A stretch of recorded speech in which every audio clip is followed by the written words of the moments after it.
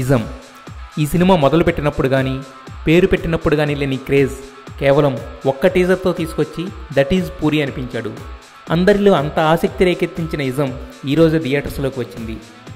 టీజర్లోని మార్క్ని మూవీలో పూరి ఎంతవరకు క్యారీ చేశాడు, నిజంగా ఇజం ఏ రేంజ్ మూవీ వంటివి ఇప్పుడు చూద్దాం. పూరి రాసిన తీసిన ఇజంకు మెయిన్ ఎసెట్ కళ్యాణ్ రామ్.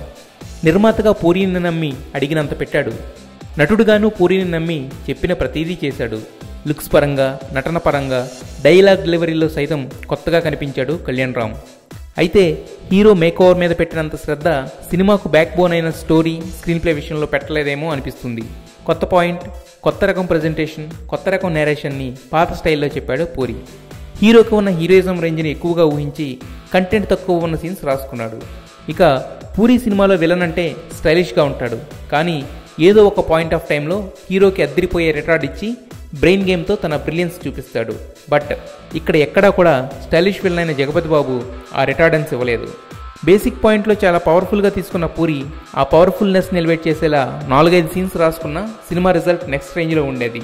తను నమ్ముకున్న కమర్షియాలిటీ కోసం కథా కథనాల్ని రొటీన్ దారిలో డ్రైవ్ చేసేశాడు. తను కనిపెట్టిన కొత్త రకం లవ్ ట్రాక్నే ఈ సినిమా కోసం మరోసారి వాడేశాడు. ఇక ఈ సినిమాకి అసెట్గా నిలిచింది NTR arts production values.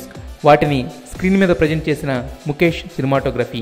Ism ఈ స్థాయిలో ఉండడానికి ఈ రెండూ కారణమని ఎవరైనా ఒప్పుకొని తీరాల్సిందే. ఇక అనూప్ రూబెన్స్ మ్యూజిక్ పర్వాలేదు.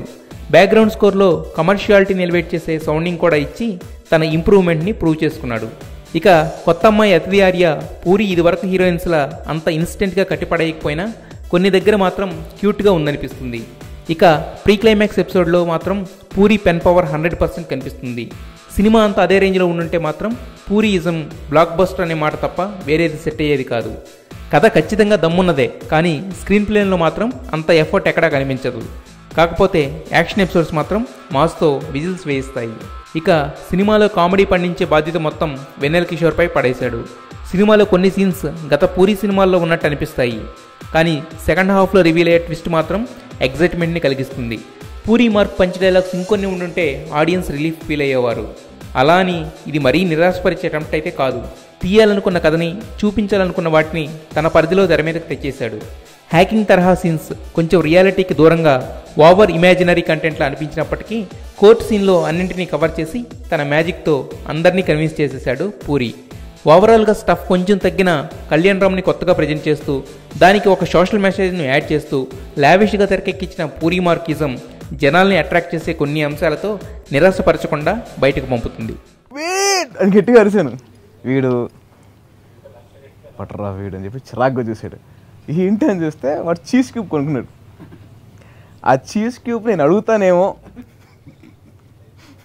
ఆ చీజ్ క్యూబ్ నేను ఎక్కడ తినేస్తాను ముందే వాడు మైండ్లో ఊహించుకొని ఏంటి అంటే చీజ్ క్యూబ్ కావాలా అంటాడు.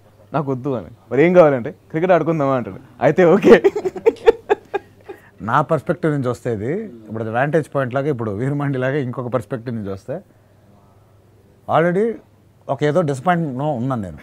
ఏదో ఫ్రెండ్తో గొడవపడి అసలు ఇంకా ఫ్రెండ్షిప్ వద్దు లైఫ్లో అన్న ఆ టైప్లో ఉన్నాను. అంటే బేసిక్గా మాకు లవర్స్ అని సీన్ లేదు కదా, అప్పుడు ఫ్రెండ్స్తోనే ఏం చేసుకున్నా అప్పుడు ఆ టైప్లో ఉన్నా. అప్పుడు ఏంటి లవ్లో ఫెయిల్ అవుతే ఐస్ క్రీమ్లు ఎక్కువ తింటారు, నేను చీజ్ క్యూబ్ తినేవాడిని, అందుకే చీజ్ క్యూబ్లా తయారైన. అది వేరే, అది బాగా అప్పటికి లావు ఉండేవాడు. అప్పుడు ఒక అమ్మాయి క్యూట్గా అని చెప్పి అనుకునేది, బట్ ఆ అమ్మాయితో బ్రేకప్ అయింది. లేదు